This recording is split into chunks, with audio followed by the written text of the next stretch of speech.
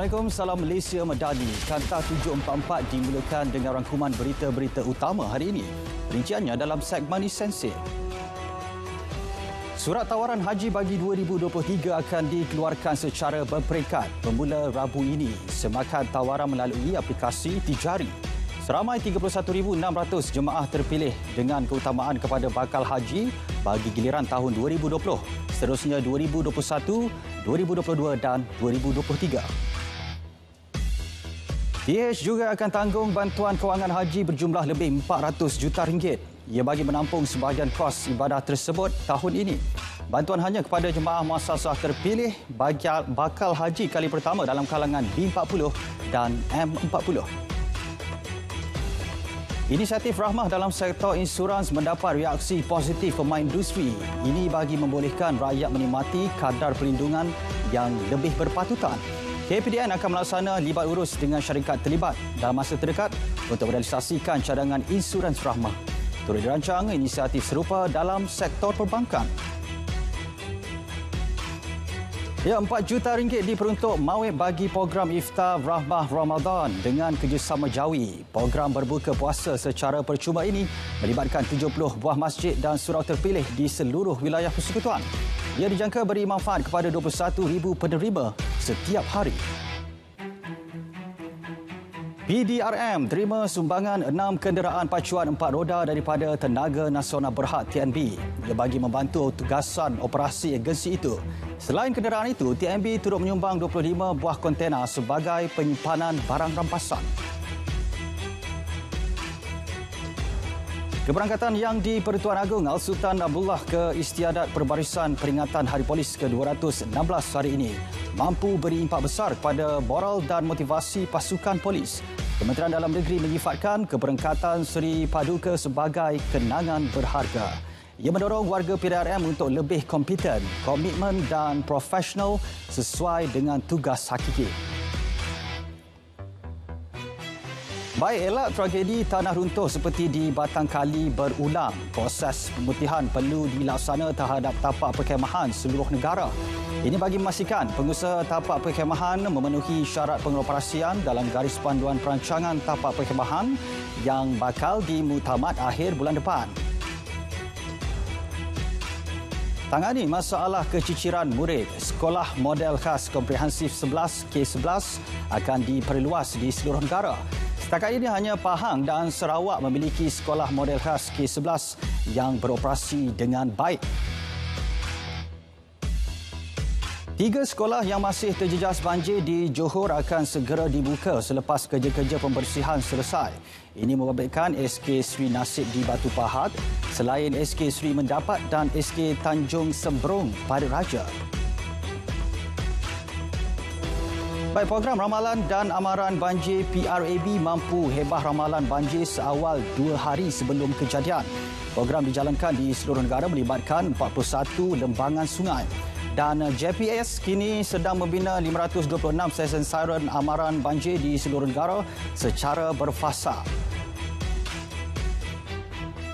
Usaha tingkat minat mahasiswa ceburi industri tenusu serta galak generasi muda meminati bidang pertanian. Sebuah pusat edutourism akan dibangunkan di Universiti Putra Malaysia bagi tujuan itu.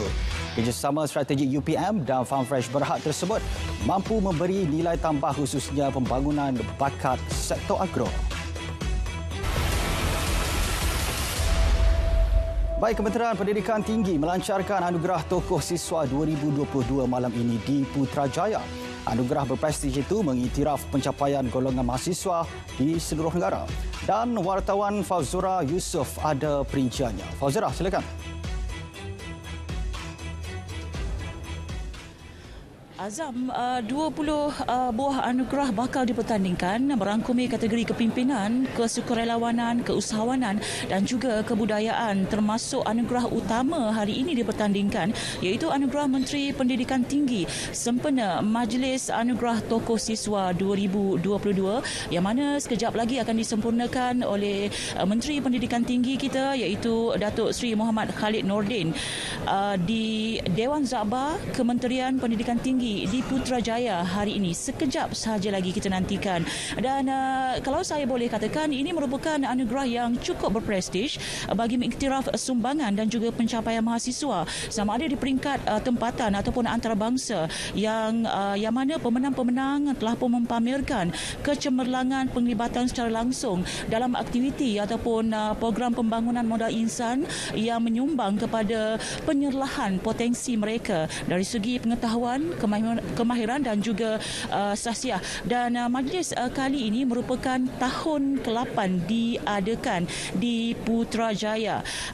Saya katakan tadi ada 20 anugerah semuanya, termasuklah anugerah tertinggi iaitu anugerah Tokoh Siswa 2022 yang membawa gelaran Tokoh Siswa Kebangsaan, iaitu individu yang bakal memenangi anugerah ini bakal menerima wang tunai berjumlah RM3,000, trofi, beasiswa dan juga sijil. Jadi sekejap lagi sama-sama kita akan nantikan majlis yang cukup berprestij ini, iaitu anugerah Tokoh Siswa 2022, dan kita masih lagi menantikan Menteri Pendidikan Tinggi Datuk Seri Khalid Nordin yang akan melancarkan anugerah ini. Jadi untuk perkembangan di Kanta 744, kembali suka bersama dengan Azam di studio. Azam, silakan. Baik, terima kasih Fauzara dengan laporan anugerah Tokoh Siswa. Baik, seterusnya, setelah terhenti beberapa tahun akibat pandemik COVID-19, sambutan Hari Seniman Kebangsaan 2023 kembali diadakan bagi meraih dan mengiktiraf peranan seniman. Dan butiran lanjut sambutan berkenaan kita langsung bersama wartawan Siti Nurul Husna Buhari di studio Sound Stages Finas Hulu Klang. Husna, silakan. Baiklah, terima kasih Azam. Kalau sebelum ini terhenti seketika, Hari Seniman Kebangsaan HSK 2023 kini kembali di studio Soundstage Finas.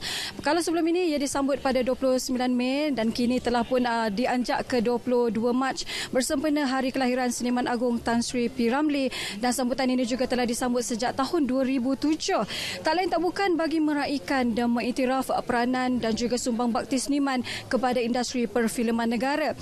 Ia juga sebagai cetusan semangat kepada seniman untuk sentiasa melakukan yang terbaik pada masa akan datang. Kalau sebelum ini fokus diberikan kepada industri tempatan dan hanya sebahagian ke luar negara, mulai tahun ini fokus diberikan bagi membawa industri perfilman negara ke persada dunia.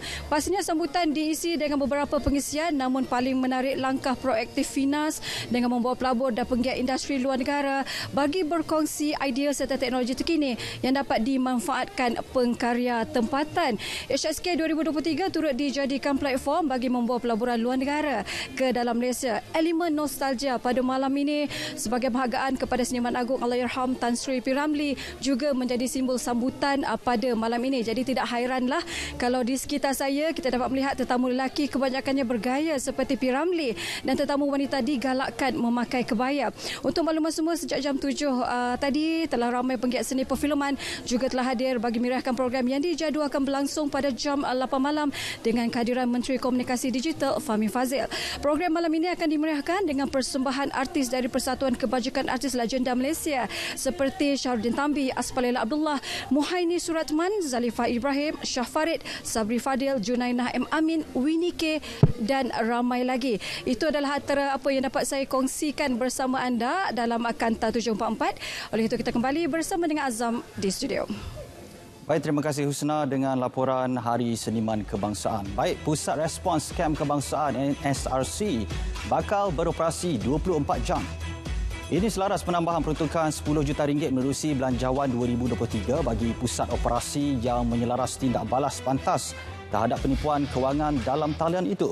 Talian 997 NSRC ketika ini beroperasi 8 pagi hingga 8 malam.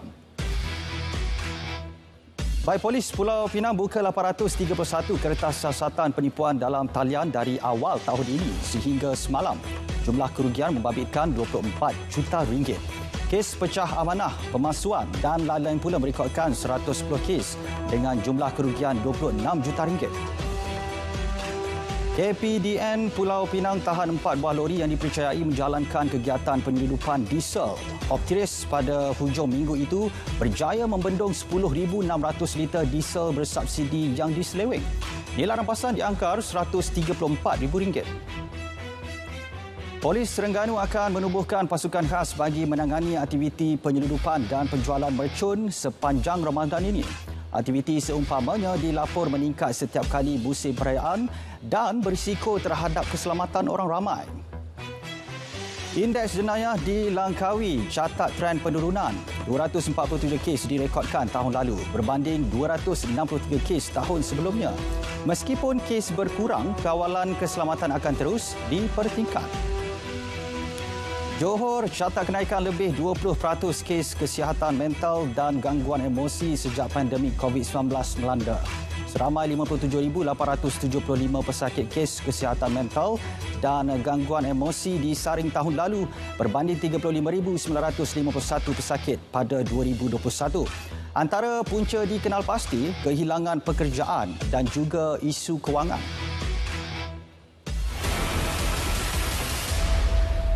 Baik kurang kualiti kebersihan dan sanitasi air, penyakit berkaitan air serta perubahan iklim mengancam 190 juta kanak-kanak di 10 negara Afrika. Analisis terbaru UNICEF itu menggesa pemimpin dunia merintis usaha menyelesaikan krisis air.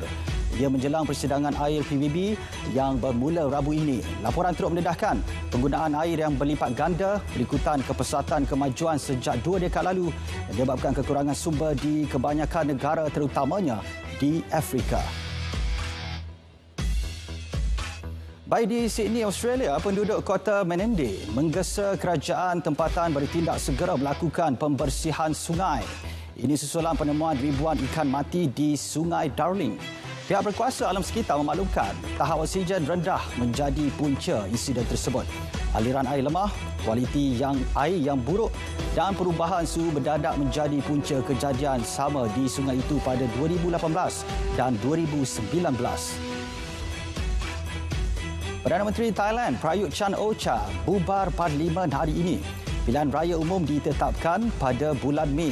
Pengumuman dibuat dengan pemimpin itu berusaha melanjutkan pemerintahan yang disokong tentera. Menteri Kehakiman dari 40 negara mengadakan pertemuan bagi menyokong tindakan ICC mengeluarkan waran tangkap terhadap Presiden Rusia Vladimir Putin. Pertemuan diatur United Kingdom dan Belanda itu berlangsung di London hari ini. Putin didakwa bertanggungjawab terhadap perang di Ukraine. Ya, ini pula Korea Utara menjalankan simulasi nuklearnya sebagai persediaan berdepan serangan. Latihan 2 hari mulai Sabtu lalu menjadi tumpuan yang dilakukan ketika Amerika Syarikat dan Korea Selatan mengadakan latihan ketenteraan tahunan mereka. Ketersediaan rangkaian 5G di negara ini telah mencapai 54.7% populasi kawasan berpenduduk. Ia disasar mencapai 80% menjelang hujung tahun ini. Setakat Februari 2023, 4,363 tapak 5G telah siap dibangunkan di seluruh negara. Penambahbaikan standard kualiti dan kualiti pengalaman akan dilaksana bagi kawasan yang tiada atau lemah liputan bagi mencapai sasaran. Program khas bagi meningkatkan penyertaan rakyat dalam bidang inovasi bakal dilancar tidak lama lagi. Menurut Kementerian Ekonomi, pendekatan baharu akan diguna pakai dalam mendidik masyarakat memainkan peranan sebagai pencipta penyelesaian terbaik terhadap masalah harian. Sistem pembayaran terbuka membabitkan perkhidmatan pengangkutan awam akan dilaksana dalam tempoh terdekat. Ia bagi membolehkan pengguna mempunyai pilihan pembayaran lain daripada kaedah sedia ada, sekaligus menawarkan perkhidmatan lebih lancar. Kementerian Pengangkutan telah mengarahkan semua agensi termasuk operator pengangkutan awam di bawahnya untuk mengaplikasikan sistem tersebut.